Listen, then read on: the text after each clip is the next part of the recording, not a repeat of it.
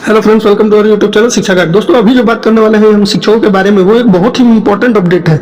क्या सरकार शिक्षकों के साथ ऐसा अन्याय क्यों कर रही है? शिक्षकों को अधिकार नहीं है अपनी राजनीतिक विचारधारा या बात रखने का। अगर वो किसी एक विशेष के खिलाफ बोल रहे हैं तो उनको पहले अपना पक्ष रखने का मौका देना चाहिए। लेकिन अफसोस, यहाँ पे मैं आपको 2 लेटर दिखाने वाला हूँ जिसमें केवल अपना विचार रखने के लिए शिक्षकों को सस्पेंड कर दिया गया, निलंबन की कार्रवाई कर दी गई है। तो ये वो विशेष शिक्षक हैं जिनको, या नियोजित शिक्षक हैं, 2 ऐसे शिक्षक हैं जिनको सारण जिले में सस्पेंड कर दिया गया है। केवल किस लिए? क्योंकि उनको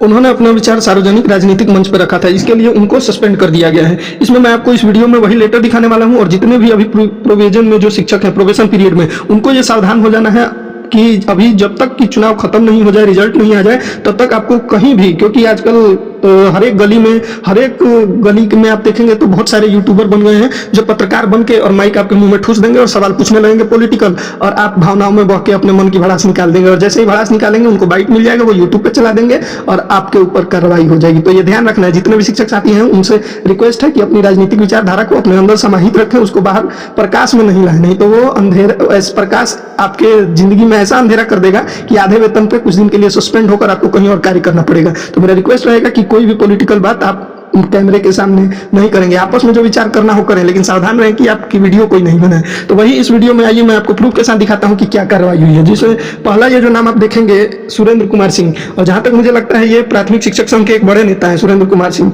और ये मध्य विद्यालय रतनपुरा छपरा के पास ही है, उसी में ये प्रिंसिपल भी है। और उनके खिलाफ ये कार्रवाई की गई है केवल ये चुनाव के चलते, क्योंकि इन्होंने कोई ऐसा राजनीतिक कार्यक्रम था जिसमें इन्होंने भाग लिया था और अपना पक्ष रख दिया था किसको मुख्यमंत्री होना चाहिए, कौन बनेगा। यहाँ पे विभिन्न राजनीतिक दलों का जो कार्यक्रम था, कौन बनेगा बिहार का मुख्यमंत्री, आयोजन किया गया था, उस कार्यक्रम में इनकी भागीदारी रही, जिसके कारण, और ये प्रधानाध्यापक भी है, जिसके कारण इनको प्रथम दृष्टि में ही चुनाव के जो नियमावली है, बिहार सेवक आचार नियमावली 1976, उसी के द्वारा इनको निलंबित कर दिया गया है। इनके स्पष्टीकरण भी नहीं किया गया, सीधे निलंबन। इसी ऐसा ही एक और लेटर है, देखिए यहाँ पे धर्मेंद्र कुमार सिंह, जो कि मसरत में है कहीं पोस्टेड प्राथमिक विद्यालय में, इनको भी इसी सब मामले में कहीं रैली में देखा गया है किसी पॉलिटिकल पार्टी की, तो उसके मामले में सस्पेंड कर दिया गया है। तो ये आपको ध्यान रखना है, जब तक 14 नवंबर तक रिजल्ट नहीं आ जाता, कोई भी शिक्षक साथी किसी भी पॉलिटिकल नेता के साथ अपनी फोटो पोस्ट नहीं करें। हाँ, आपके घर पे वोट मांगने आते हैं, अगर आप वहाँ हैं तो हाथ जोड़ के उनका अभिवादन या फिर सब चीजें कर सकते हैं, आदर सम्मान, लेकिन उनके साथ किसी रैली में या कोई भाषण नहीं देना है, किसी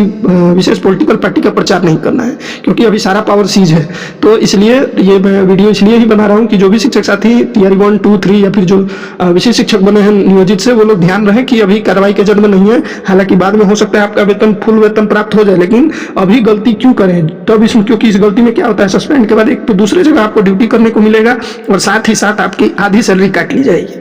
तो इसलिए रिक्वेस्ट है, अपना बचाव रखें। सबसे पहले चुनाव के बाद जो सरकार बनेगी उससे हम सकारात्मक रूप से उसके समक्ष हम अपनी मांगों को रखेंगे। धन्यवाद। सावधान रहें, अपनी नौकरी को बचाएं, उसके बाद हम लोग। लेकिन इसमें एक चीज और है, कहीं सरकार साजिश तो नहीं कर रही है, डरा तो नहीं रही है, क्योंकि इतने में कम से कम शिक्षक को अपना पक्ष रखने देना चाहिए। अगर उसमें जांच में ये साबित होता है या फिर सोचने पर या फिर अपना वो पक्ष रखते हैं, उससे आप असंतुष्ट होते हैं, तब कार्रवाई करना चाहिए। लेकिन कुछ ऐसे नियम होंगे, अब पूरी नियम की जानकारी मुझे भी नहीं है, सरकारी सेवकों के बारे में कुछ ऐसी नियम शायद मुझे भी नहीं जानकारी हो, नियमावली पढ़ने पर पूरा मालूम चलेगा, क्योंकि 2024 के संशोधित नियमावली में कुछ ऐसे होंगे पेज जिसके दौरान मतलब कुछ आप ऐसी घटना करते हैं तो आपको सस्पेंड किया जा सकता है। तो ये सावधान रहना है, डरना नहीं है, लेकिन आप अपनी नौकरी को एक दायरे में रह के करें, और जब तक चुनाव का रिजल्ट नहीं आ जाता कहीं भी अनाप शनाप या उलझुल बातों को करने से बचें। इसीलिए बहुत सारे यूट्यूब चैनल जो शिक्षक साथियों नहीं खोले होंगे वो भी अभी बयानबाजी करने से बच रहे हैं। तो आप भी सावधान रहें, अपनी नौकरी को देखें। उसके बाद जब चुनाव होने के बाद सरकार बनते ही हम अपनी मांग को सकारात्मक तरीके से रखेंगे। मैं भी आपके लिए जरूर आवाज उठाने का प्रयास करूंगा और चाहूंगा कि जो आपकी मांगे हो वो पूरी हो। धन्यवाद, मिलते हैं नेक्स्ट वीडियो में, तब तक के लिए जय हिंद।